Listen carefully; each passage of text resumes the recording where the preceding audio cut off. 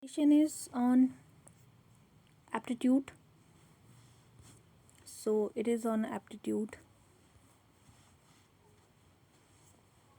First of all, to deleting last sessions because it's very space consuming and time consuming also.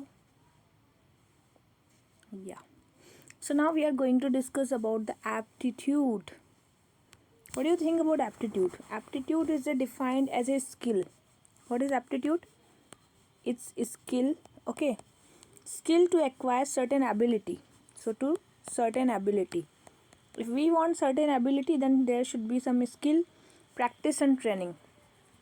Practice and training, as it leads to the inculcation of positive values in civil servant, which in turn creates a positive example before the society. As a result, there is an increasing emphasis on developing an ethical aptitude among the civil servant. It is important that the civil servant carry both an ethical attitude and sharp aptitude also.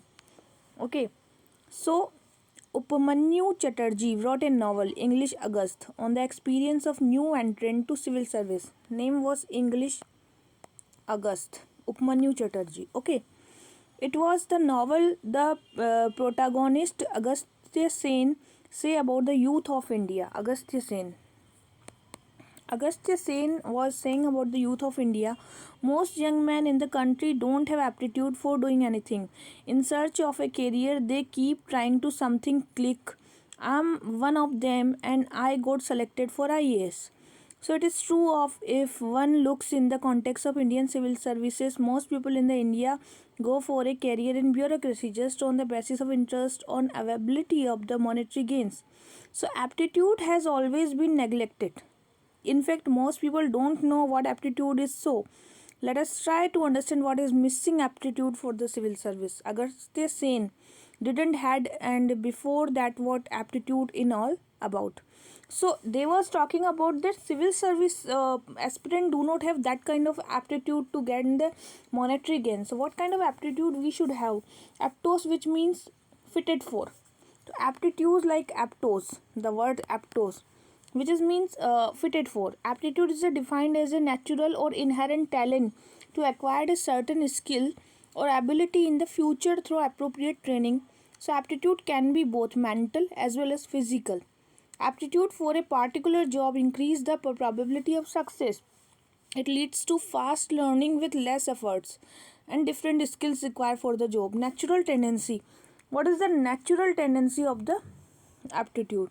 Natural tendency. Okay, natural tendency is from the definition, aptitude is something which comes naturally. It refers to those capability which the present in the person's DNA. So it's in the DNA. Okay, one can take language acquisition as an example. Human beings are born with capacity to learn and use the languages. So individual as a particular language he exposed through, he just grab it. Language is not something which is very easy to learn, yet people learn it at such a early stage. Okay, an inherent capacity to learn and use it in a different situation also. So it is also true that not all individual have same capacity to learn one or more language in a proficient manner without much effort. So different people have different level of aptitude for learning the languages. Okay, so that's why aptitude found in the understanding and is often inherited, genius coming from reasons and imaginations. So many people have become successful because of their aptitude, like Virendra Sehwag, former player of India cricket team. He was natural talent. He has the natural talents of the good that he is successful, even if doesn't have a good batting techniques. Hand-eye coordinator comes from inside. One can improve upon it with practice, but some inherent talent should be there. Okay, it is also important to understand that a person can learn even those things for which he doesn't have any aptitude. So learning will require comparatively more time and effort than learning something for which a person has an aptitude. This person can become a good learner, good leader. Okay, leadership qualities, but intense learning with great motivation, positive aptitude, environment support, which is required for the aptitude. Now since aptitude is natural and inherent capacity, that's why definitely It is never finishing criteria, and extraordinary willpower will be generated because of numeracy of attitude. And important that person realize his aptitude in different field also. Skills, ability and aptitude. Skills refer to thing an individual has learned. Skill can be learned. Okay, skill can be learned. And abilities refer to the thing he can do now. Ability is for the now. What I am doing now, that is my ability. And aptitude refers to the thing that he can learn in future. So aptitude is the for the future. Okay, aptitude is for the future. Ability is for now, skill for learning. So skill are a backward looking description. Skill is the backward looking. Okay, backward looking. And aptitude is the forward looking. Okay, skill describe what a person has learned to do in the past. Children develop writing skill during their schooling.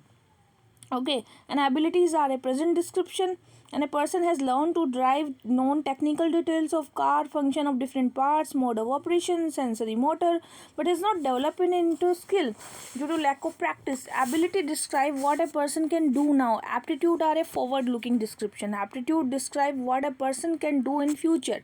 If he gets opportunity to training, aptitude describe what a person can learn to do. For example, if an individual is regarded as a skillful civil servant, it means he is doing his job well by serving the public. If someone say that an individual has the ability to become a civil servant, it means that the person already has the traits like reasoning, physical fitness, morality. Okay. Now, if someone says that an individual has an aptitude for becoming a civil servant, so he has the capacity to develop those traits also. So what is the appropriate training for the aptitude? See, training for the aptitude. One is UPSC, National Academy, cadre district aptitude also, ability also, skill also. So training, practice, all we are providing to the civil servants. So this is the appropriate training required for the aptitude. Okay. Secondly, student aptitude for learning languages require mental aptitude and physical aptitude for the height of the person, body strength. A man aptitude for becoming an IPS officer require not only general mental capacity but also minimum height also. Okay, this aptitude implies the prediction about the individual potentiality for the future, like aptness or quickness to succeed in a specified field of activity. Aptitude is not knowledge, understanding, learned or acquired abilities or attitude. Aptitude is quite different. It's innate nature of aptitude is contrast to achievement. So represent knowledge or ability gain. Aptitude in a simple term can be regarded as condition or set of characteristics required or symptomatic of an individual ability to acquire with training, knowledge, skill, set of response. So capability of learning of a task is known as the aptitude. Everybody is the genius, but if you judge a fish by its ability to climb a tree, it will live its whole life believing that it is stupid. So Albert Einstein was saying like fish can't climb on the tree, and if you are thinking that it is so big, so you are a stupid. So what is in aptitude? Aptitude is general learning capacity. Okay, aptitude is verbal capacity and form of perception, reasoning and visual memory, creativity, language learning, finger dexterity, like finger dexterity.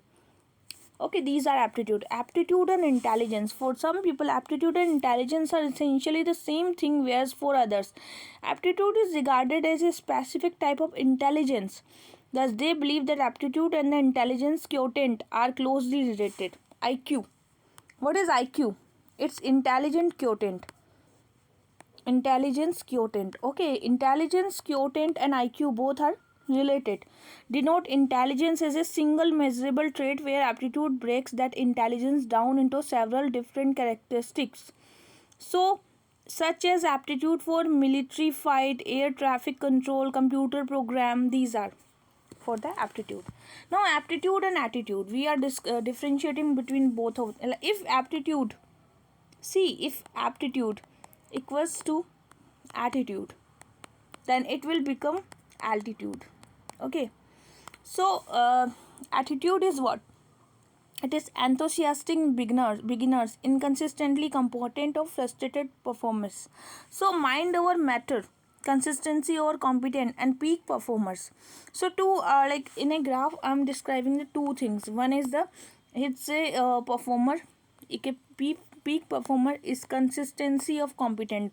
Its inconsistency of competent is frustrated mind. It's peak mind. It's enthusiastic beginner. It's mind over matter. Okay, enthusiastic beginner will start and it will be complete inconsistent component also, but mind over matter is like consistency competent and peak performer also. So this is how we are showing the aptitude and attitude. Attitude versus aptitude by Core and Levine, published in the Journal of Adolescent Research, found that motivation was the better predictor of IQ for skill acquisition. See, it is the pupil, object, event, activity, idea, or just about anything in your environment. Aptitude enable a person to develop a skill to perform a task, while attitude determine how a person perform that task. So it might sound counterintuitive to some. There are indications that attitude can overweight aptitude in determining whether skills are attained or not.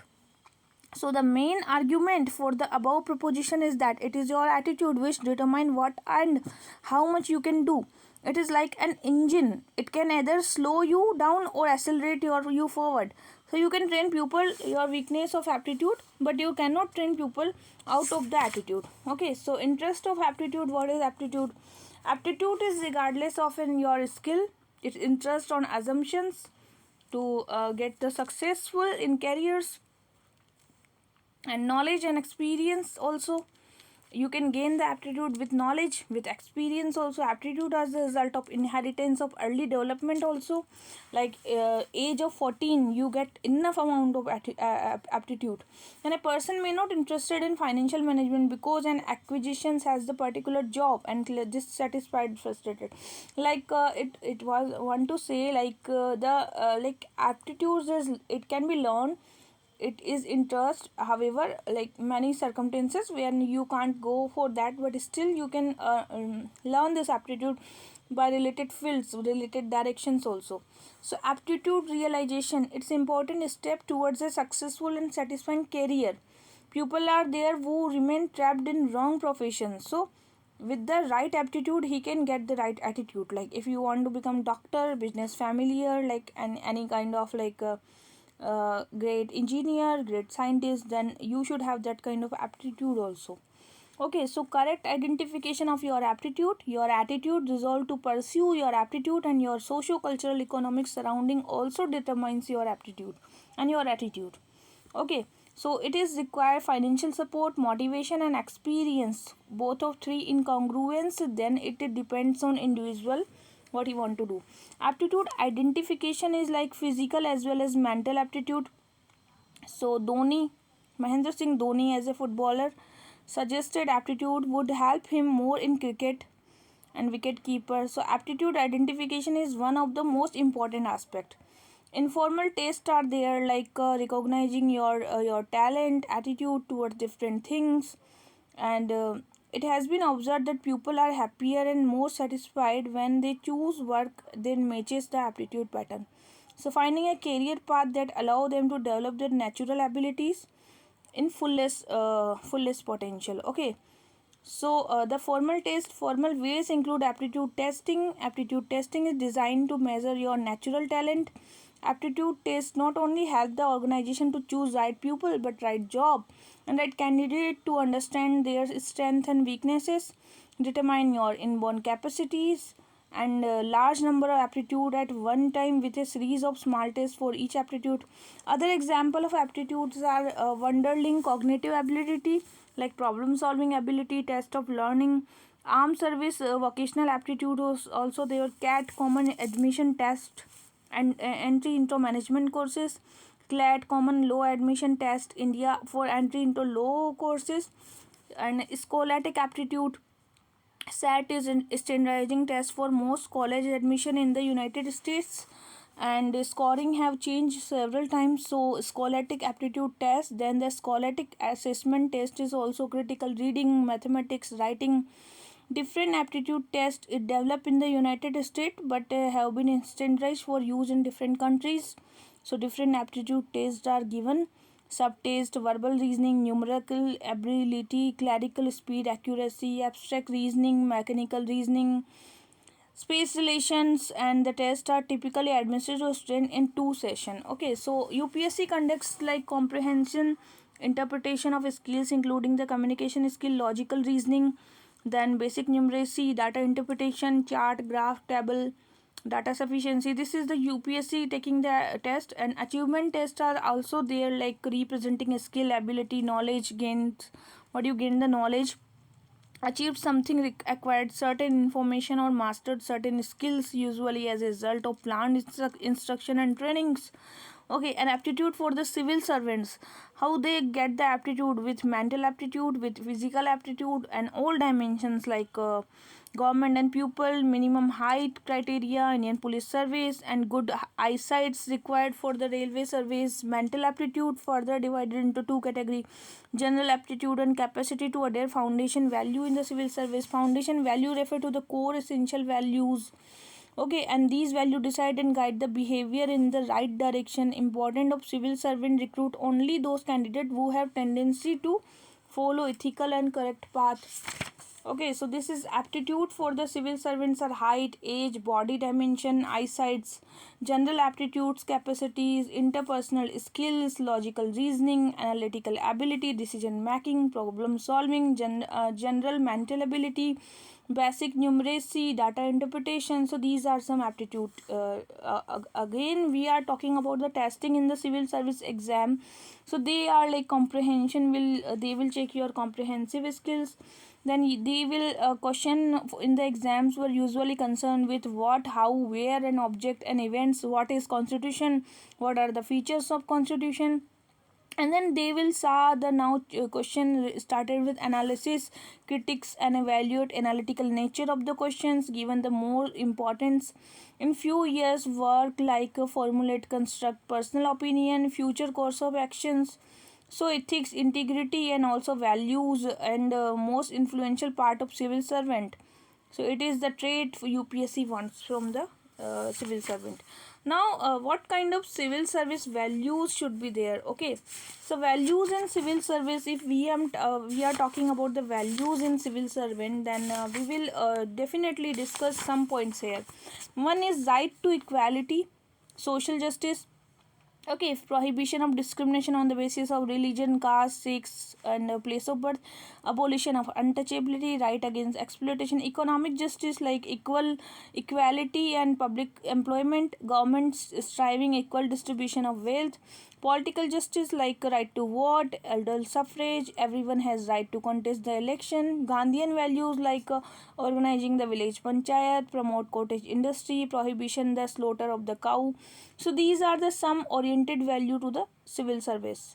Now means oriented values to the civil service are given. Article 48A Indian Constitution call for state action to protect, improve the environment, and to safeguard the forest and wildlife. This is a mean oriented value. End oriented value and mean oriented value. So mean oriented value are the for the environment, and like many times this distinction between mean and end value seems to be hypothetical, as one of maybe become a mean of secondary end. So reduction of poverty, reach the goal, economic well-being. Okay, civil servant need to take both result and process oriented value into account while making a decision. Modern theories of management often focus on result and end rather than means. So in the mean oriented values, these are result of cost budget today. So this is the mean oriented values. Okay, now what a challenging like traditions for the public service, like new mode of governance, fragmentation of authority, market based reform, politicization of the expectations, growth in the use of agency, decentralization, relocations, change in human resource management, recruitment, advent of new technology and method of information. So this is how civil servant required the foundation to change according to the situation. So foundation value for the civil service is what? Religious value, social value, organizational value, ethical value, competition, hard work, bravery, punctuality, compromise, patriotism, achievement orientations, and social and organization values like honesty, integrity, truthfulness. Some of the ethical values like certain principle or cardinal values which are required to the civil servant, like democracy, fairness, institution, judiciary, parliamentary process, cardinal value. Okay, important values are what? Important values are like bureaucracy adhere to high level of public servant value can generate substantial public trust, confidence, and values of promotion of inappropriate value can lead to reduction in these essential element of democratic governance also. So we require ethics, we require decision making. Okay, so now we are discussing about the second ARC report, like 10th report, refurbishing of personal administration, scaling new heights. It's given some values to civil service, that is empathy for the vulnerable and weaker section, adherence to the higher standard of probity, integrity, conduct, commitment to the citizens and public goods and concerns, and impartiality and non-partisanship. So what is integrity? Integrity is the truthfulness, like PM cannot be questioned on the behalf of integrity. Okay, so certain line which help in the decoding the integrity, which is like strong and big in the words, and most of the people really don't know what it is. So integrity is the thing which is required in the ethics, in the values. It's important characteristic of the ethics and value. Integrity, because when it's gone, along with the awful feeling of not wanting to look at yourself in the mirror. Word speak and you might find yourself very unpopular. So that's why integrity from individual perspective. Integrity means to be honest, to be consistent, and to be like equality of eliminating the gap between the things what we say, what we do. Integrity is like ideal conviction, standards, belief and behavior. Okay, it is the conscience, and it is something which cannot be broken. You cannot integrity as they are one and congruent with each other. Integrity is doing the right thing even if nobody is looking. Okay, so what is the integrity? So see, it is the integrity. What do you think? What do you believe? What do you feel? And what do you do? So what do you do, what do you think, and what do you believe? That is congruence between all of three: thought, belief and action. That is called the integrity. So one of the truest test of integrity is the blunt refusal to the compromise. So don't compromise in life. This is called the integrity. Okay, type of integrity is the like moral integrity. Moral integrity, it means consistency and honesty in the standard used for the judging other as well as yourself. So what is wrong, what is right, what is morality? It's one point of time a person believed that violence and discrimination are example of wrong behavior. Okay, so achievement of your happiness, your moral purpose of your life, that happiness not pain, and self-indulgence in the proof of your moral integrity. Intellectual integrity is what? If you are truly thinking about how hold oneself to the same standard one expects. It also means to honesty, admit discrepancy and inconsistency in one thought and action, and to be able to identify inconsistency in one's own thinking. So consistency and honesty in your perception, your thought, your judgment, your attitude, your towards well of your yourself, that is known the integrity. Life is more about pursuit of truth and achievement of the truth. Your view keep in on changing with changing environment. So truth for people, earth is flat and it is center of the solar system. This is truth. So integrity is like intellectual integrity should always prevail over his social well-being. So now government wants to induct you in planning commission, change your stand on inflation, and increase planning commission is there for the integrity and intellectual integrity. Like Mahatma Gandhi always said that be a change you want to see in the world. If you want democracy, then first become a democrat. If you expect others to be objective, then you should become the objective yourself. You believe that what you employ should be punctual, then you should become punctual first. The standard you are setting for others must also be followed by you. So one must also take caution of fact that there is not much difference between moral and intellectual integrity. In fact, integrity is about working as per your moral. Only intellectual integrity is acting in accordance with your moral related your pursuit of truth. So morals are your intellectual or moral principles. Establishing the pursuing for truth always prevail over your social well-being. So integrity in the social context. What do you think about the integrity in the social context? Integrity describes a person who willingly and consistently act in accordance with the social standards and social values like democracy, brotherhood, equality, secularism, value of Indian society. So this is the integrity in context of the society. Okay, if we are talking about the integrity in the professional context, so in the professional context, integrity is the professional integrity which is like willingly practiced within the guidelines of chosen professions, obligations of the code of ethics, obligation of the code of conduct, integrity by acting in agreement with the relevant standards, norms and values. So profession are there and each profession has certain set of values, like one will not go in the area of others, police and criminals will not harm each other, no going back once the deal is final. Okay, so this is the honesty, transparency, accountability, integrity, ethically honesty and confidentiality and objectivity, obedience, law and other norms also.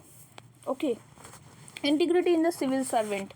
What integrity a civil servant required? Like fulfill his duties and obligation and responsibility, professional and that observe that retain the confidence of all those who are dealing, make sure public money and other resources are properly and efficiently used, deal with the public and affairs fairly, efficiently, promptly, effectively, sensitively, and handle information and legal framework, comply with law and uphold the administrative justice.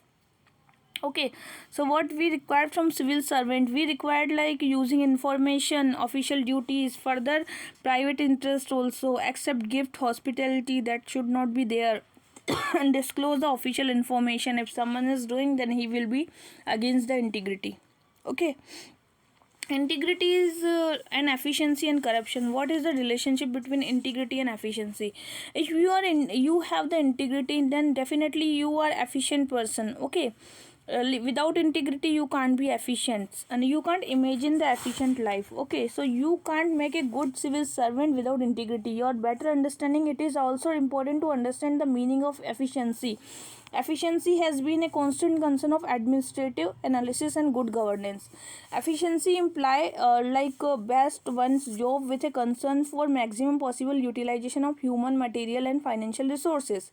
So objectivity, efficiency in government organization also mean that the public official has the regard for the higher goals of governance, including public welfare, dedication to the service. Efficiency and corruption, like if you are efficient but you are corrupt civil servant, then your efficiency will rapidly will decline. Okay, so moral reasoning will very important for your efficiency. Your morals and your actions should be in integrity, not against the integrity. Okay, so corruption and integrity, what the relationship between the corruption and integrity? Like today the words exaggeration of the material greed has a reaction to the blaze, the fire of corruption at all level. Everybody has the urge to reap the maximum benefit with the maximum effort. Such tendency has led people to compromise on their morality and ethical conduct. So that's why shortcut is buzzword today. Okay, corruption is the shortcut, that is the buzzword today. So shortcut, they are ready to compromise with their values, like behavior leads to corruption. And problem today that are cherish the value system, but there is nothing happening like that. That's why the corruption is prevailing everywhere and present conduct is highly unethical and immoral also. So आदमी तब तक शरीफ है जब तक उसे बदमाशी का मौका नहीं मिलता. A man is honest until he gets the chance of doing something wrong. So this is the Hindi quotation. Okay, the moment an official get the chance of earning easy money, he just grab it with both the hands. Thus we can say that biggest reason for corruption is loss of integrity. People who take pride in belonging to land of Gandhi, Vivekananda, hardly adhere to their principle and value.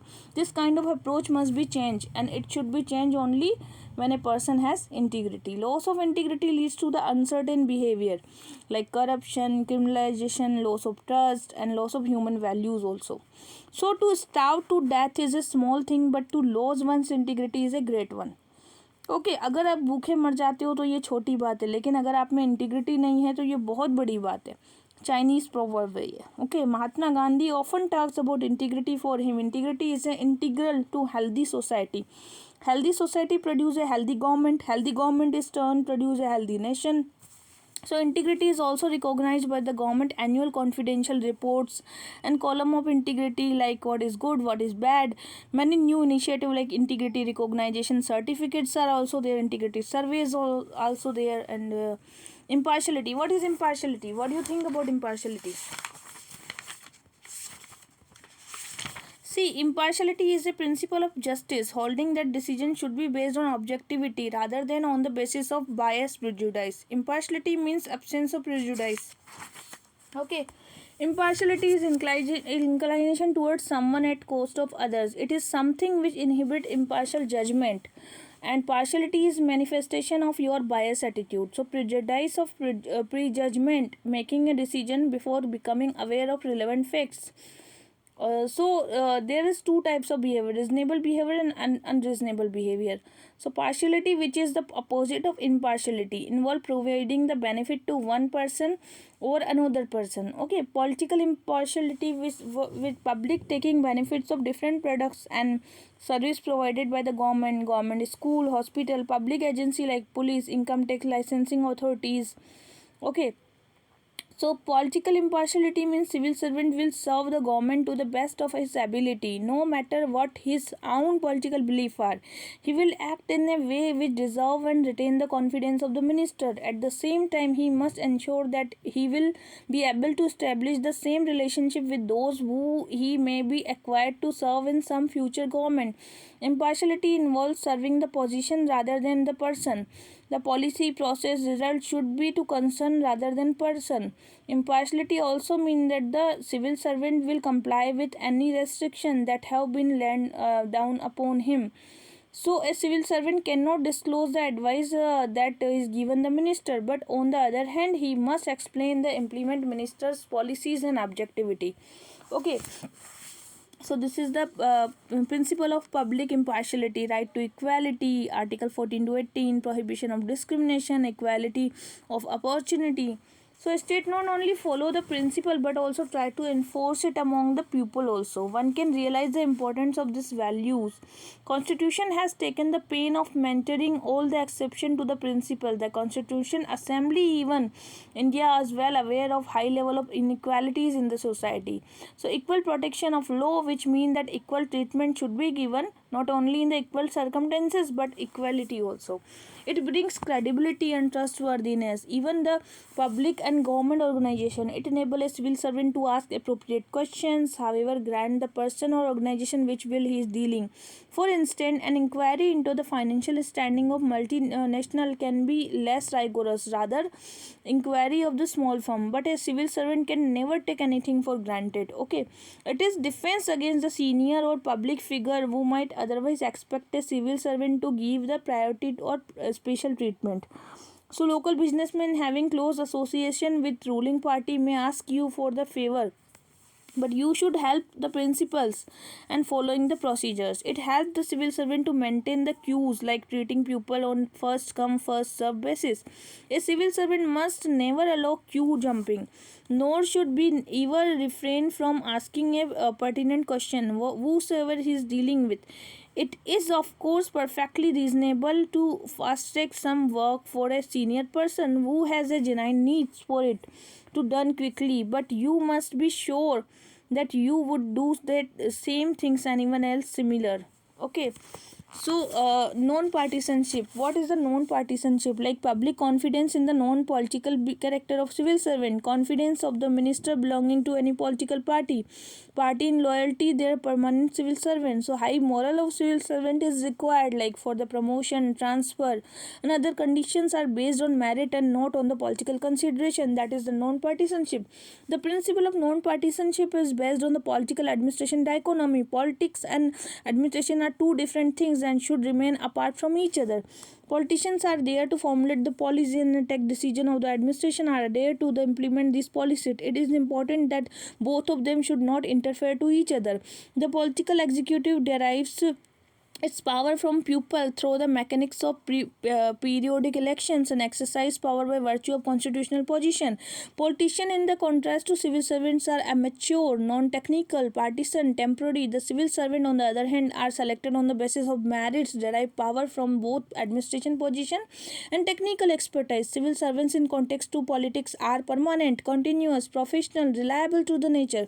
That's why administrative rules and regulation in order to keep away the civil servant from politics have imposed serves restriction on the political rights of the civil servants.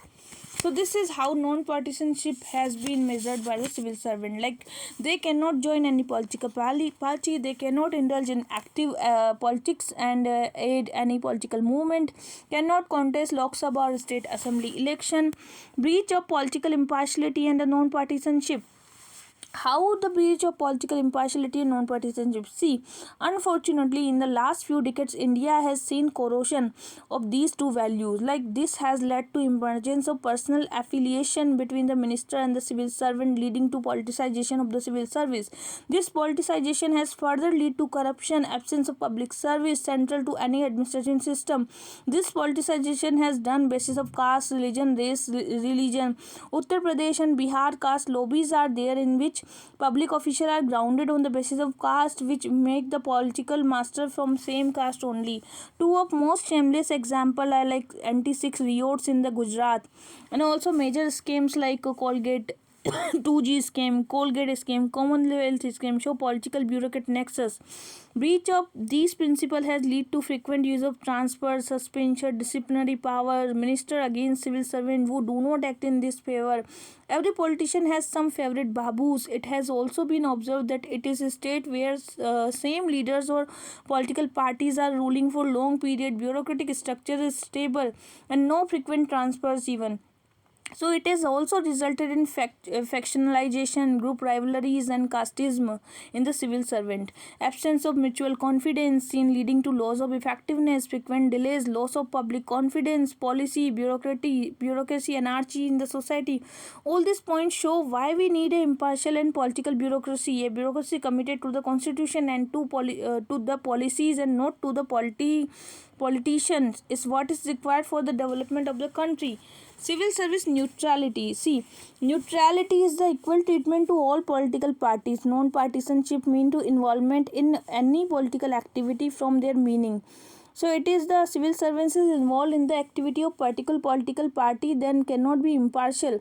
He is the partial, so cannot be non-partisans in the approach. So in fact they are part of broader phenomena like civil service neutrality. Neutrality means that civil servant will remain politically impartial, non-partisan throughout this career. And political sterilization, the bureaucracy remaining unaffected by the change in the flow of politics. Neutral bureaucracy is cultural or class congruence between the ruling party and administrative elite, absence of any fundamental disagreement over the social core values, presence of the shared belief system. This is called the neutrality. Healthy and cordial relationship between the politicians and bureaucrats also there. There the conditions are fulfilling by the most of the democrats like developing countries sharply differ from the western countries. So it is very difficult to remain neutral in face of cultural or class diversity. Classical example of this political and administrative come with the strata of the society. Okay, so administration may go for economy where a political may work for uplifting of the poor. Uplift center policy, rural central policies are very important for the upliftment of the poor. Equality, defense to the sector, social sector, space research, agriculture activity, Commonwealth Games. What is the committed bureaucracy? Now, next topic is what is the committed bureaucracy. See, Committed bureaucracy is the concept of committed bureaucracy in the India was born out debate over unsatisfactory bureaucratic performance. In post-dependent era, the colonial administration system was allowed to continue even after the independence. It was thought that change political leadership and institutional framework, coupled with training and motivation, will lead to the bureaucracy oriented towards the development rather and law and order maintenance. In the post-independence era, nature and character of the bureaucracy assume special significance as speedy socio-economic development. Civil servants has necessarily a very crucial role to play in the drama of national development. The involvement of civil servants in numerous decisions like executive, legislative and judiciary. Civil servants today not only implement policies but also to formulate it. So ministers in public policy, technical details and other informations are given. Delegated legislation is basically a quasi-legislature function. Due to lack of time, pressure and work and complexity, legislature only give a broad outline of different laws and leaves rest of the civil servant. Civil servant work out the detail like sub-law, clause, rule, regulations. So administration adjudication is a quasi-judicial function. Administrative tribunals are established to settle the dispute between public and government or civil servant and government, with civil servant as judge. Central and state administrative tribunal, revenue tribunal, railway tribunals are given there for the committed bureaucracy. And now objectivity in the civil service. What is the objective? See, many times, especially when we are reprimanded or punished by law, we think that why we should abide by the rules and regulations. So why should we allow them? On what basis bureaucracy claim authority over us? The answer of the question is legality and rationality. Bureaucracy claim of legitimacy is based on the legal structure and rational behavior. Bureaucracy is rational because means of expressly designed to achieve certain specific ends. The whole system is based on the logic and all within the particular society. It is the legal because authority is expressed by the means of system, rules and procedures. So equal treatment without any external influence is given to the every individual based on the rules and regulations. Civil servant to be rational and legal. It is important that they should be objective in the behavior. Objectivity refers to the ability to judge fairly without bias and external influence. Objectivity from the philosophical context is related to the reality and truth. Generally, objectivity means the state of quality, being the true, outside of the subject of individual bias, interpretation of feelings and imagination. So a proposition is generally considered the objectivity is the true when its truth conditions are met and free of bias. So without bias caused by feeling ideas of the sentient subjects. Objectivity is the mind independent and object specific.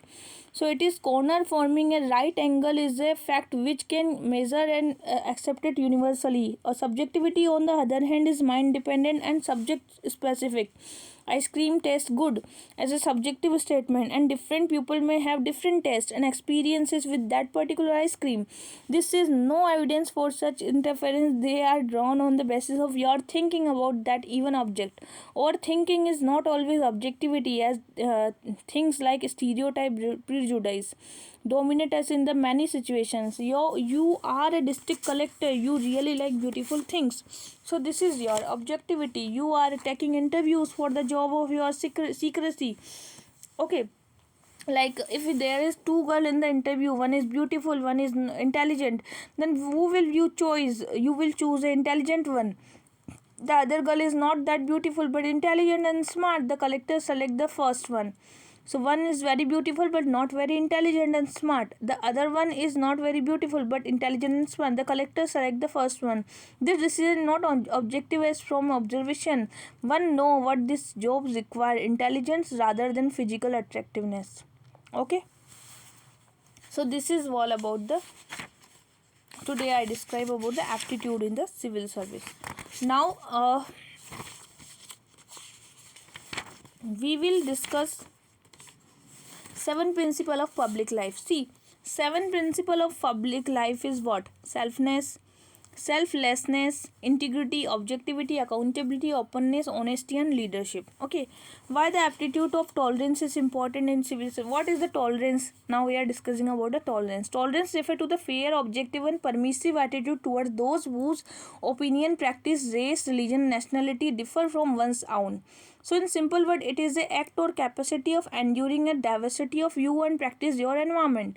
Tolerance is a basic value. It is based on idea of how to live together in peace and harmony, despite dissenting view of the points. Tolerance is the value of harmony and peace and inherent in the behavior of the tolerance. So tolerance leads to harmony and peace in the pluralistic society. In the diversity, in the caste, race, religion, nationality, tolerance uphold the human rights, dignity of the rule of law, and even values of impartiality, objectivity also require tolerance towards society as a precondition. Okay, I disagree with what you say, but I will defend to the death your right to say so. Voltaire. Why the aptitude of tolerance is important? Because value of tolerance is enshrined in the ideal of secularism, which mentioned in our constitution. According to the Indian constitution, secularism means neutrality, impartiality. State is only concerned with relation between man and not with the relation between man and God.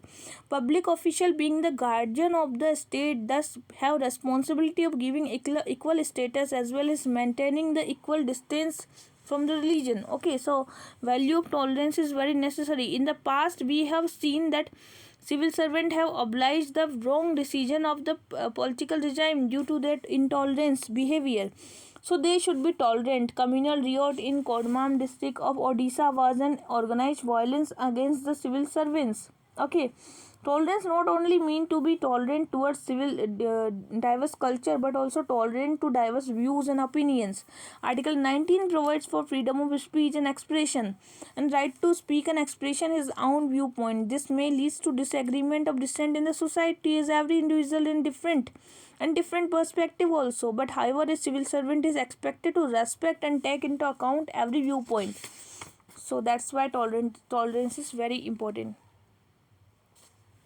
Why empathy and compassion is very important in civil. So now we are discussing about the empathy and compassion. See, empathy, in order to understand why we need public official to be empathetic and compassionate towards weaker section, towards society, it is important to know difference between apathy, sympathy, empathy and compassion.